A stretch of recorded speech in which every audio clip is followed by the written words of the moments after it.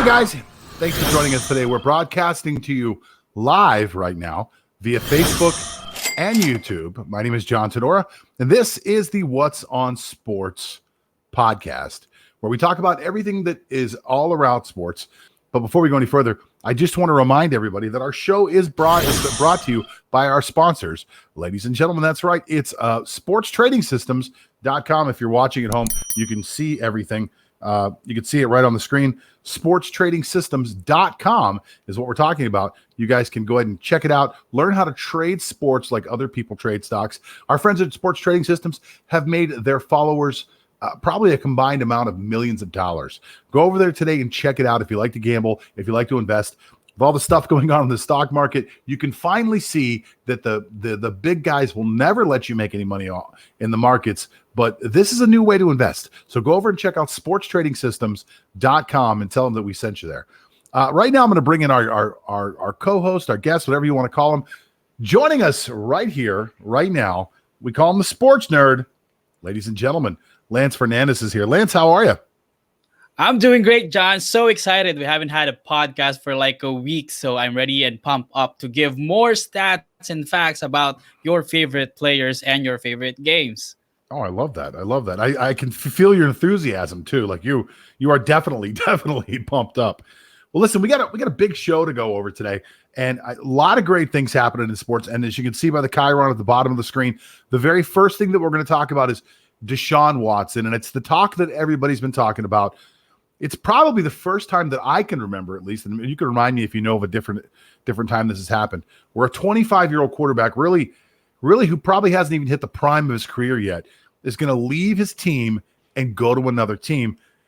You know, most of the people in the NFL have got to be super excited about what possibly could happen. I mean, sitting around thinking, oh man, can I team get Deshaun Watson? I mean, a lot of great stuff out there. What are you hearing about this Deshaun Watson thing?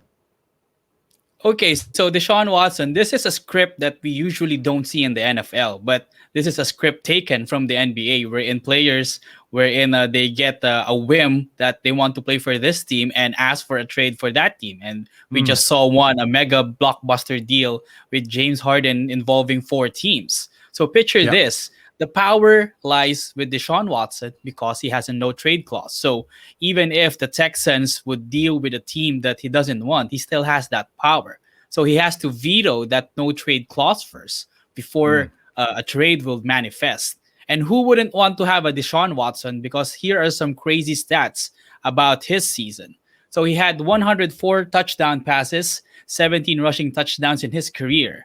According to Elias Sports, he's the only player in NFL history with at least 100 touchdown passes and 15 rushing touchdowns in his 4 seasons. So you get the aerial game and the ground game with Deshaun Watson. And here's another one. Deshaun Watson averages 301.4 passing yards per game and completed 70.2% of his passes the last season. He became the second quarterback in NFL history to average 300 passing yards per game while completing at least 70% of his passes in a single season. The first being Drew Brees in 2011. But here is the contrast. Drew Brees led the Saints to a 13-3 record that season, while the Texans with Deshaun was at 4-12. Well, look, I think the comparison is valid to say that Watson could become a Brees-like player. There are some differences. Obviously, Watson can move around the pocket. Now, Watson is not, contrary to like a lot of popular opinions, and even based around your stats, you're looking at 17 rushing touchdowns. It sounds like he's running all over the place. Deshaun Watson isn't actually running all over the place. He doesn't use his legs that much to gain yardage. Now, he will pick up one or two along the way, but he's not Lamar Jackson. Deshaun's really running around just trying to extend plays. He's a far more athletic Big Ben with probably a bigger arm, maybe a better understanding of the game at that age.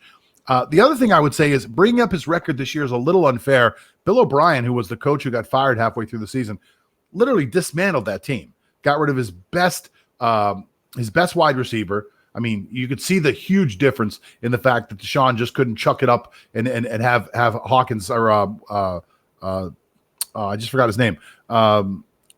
Who did they trade to Arizona? I'm sorry, it just slipped my mind. DeAndre Hopkins. DeAndre Hopkins, not Hawkins. Hopkins. You couldn't just chuck it up to Hopkins. So his wide receiver core was hurt. It just wasn't the same team without Hopkins. Now, that's not to say that he absolutely positively needs to go somewhere where there's a superstar like Hopkins, because those guys are rare. But it is to say that he is better, I think, with weapons around him. He had to do far too much, and that goes for every quarterback. He had to do far too much by himself this year to really represent himself the way I think he can. You bring a Hopkins in, you give this guy a running game, or you put him on a team that's got a defense that can actually stop somebody.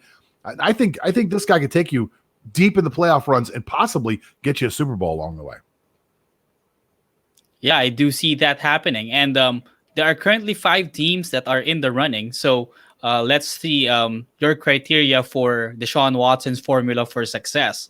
So there are 5 teams that are in the running, but according to articles that have been floated in the internet, be it by Deshaun Watson or probably by the Texans, the 2 teams that are in the running or the front runners for Deshaun are the Miami Dolphins and New York Jets.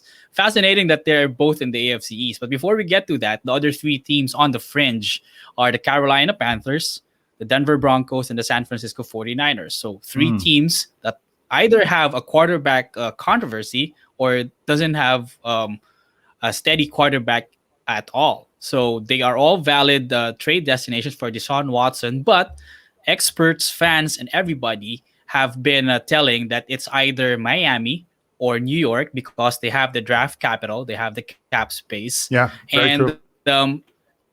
Insider story, maybe the Texans is just trying to pit those 2 teams against each other because they are in the same division. So imagine the hell that the other team will get if they don't trade for Deshaun Watson.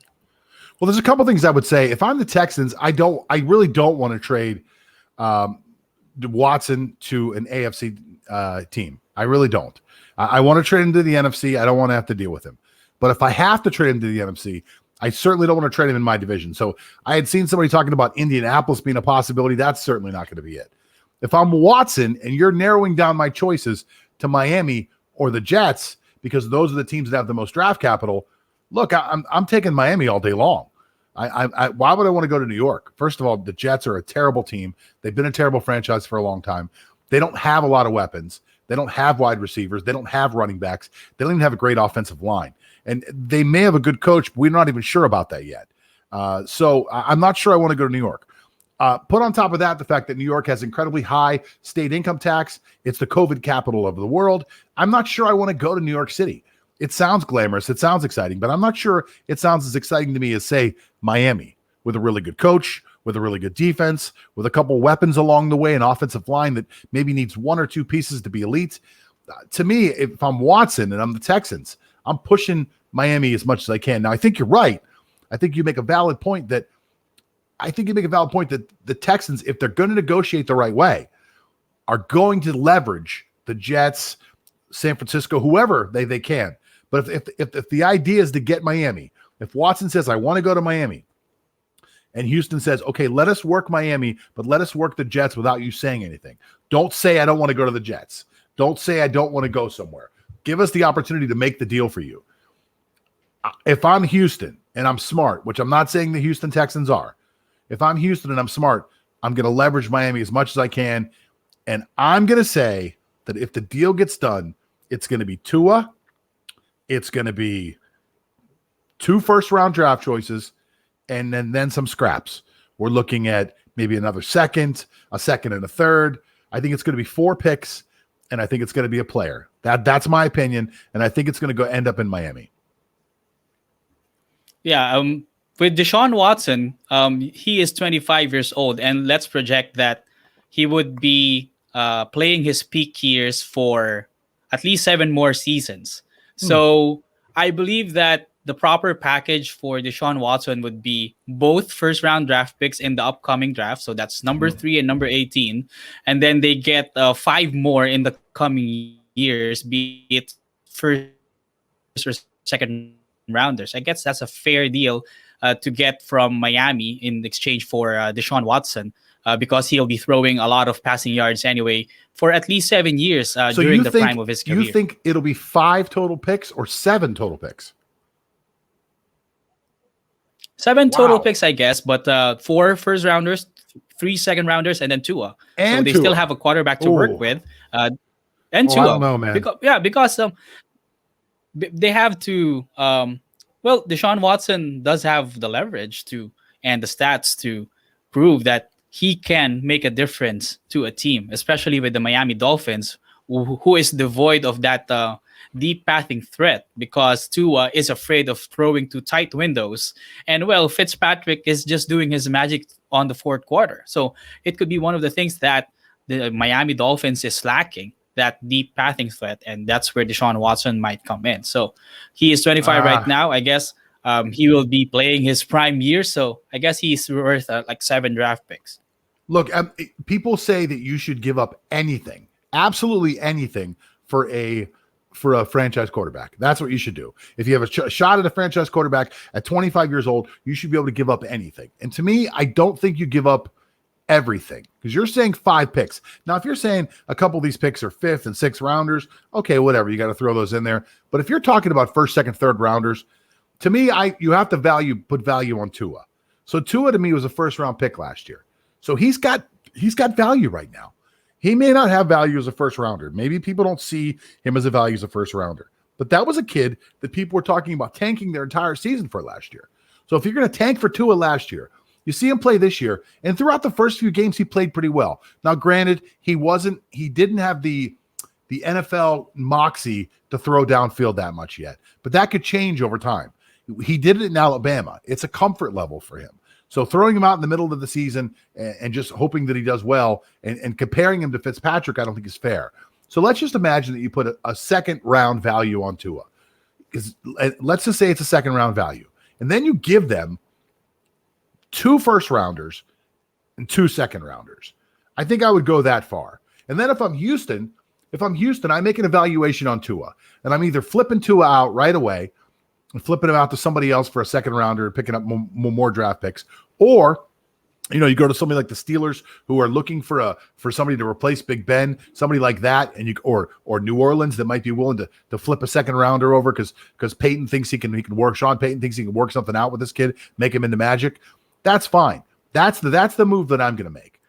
But the thing that I'm not going to do is I'm not going to mortgage my entire franchise. I'm not going to give everything just for Deshaun Watson because then I have nothing to surround him with. Then I've only got money to spend. I don't have any draft capital anymore. So I'm a little hesitant to just go quite as deep as you would say. But I would say, listen, you could have our 2 1st rounders this year, you could have our 2nd rounder next year, and our 2nd rounder in 2023, and Tua. And then I'm Houston. I'm taking that 1st rounder. I'm taking a quarterback, taking the next 1st rounder. I'm flipping that over 2 or 3 times because their general manager comes from the Bill Belichick school of running football teams, which is we don't know what we're going to get in the 1st round. So let's trade out of the 1st round. Let's save money on 1st rounders. Let's get a 2nd rounder and a 3rd rounder for our 1st rounder. That'll give us 2 quality player shots instead of 1. I don't know. That's just how I see it. That's how I see it breaking down. But the Deshaun Watson thing, no matter what happens, Lance, is going to be extremely interesting.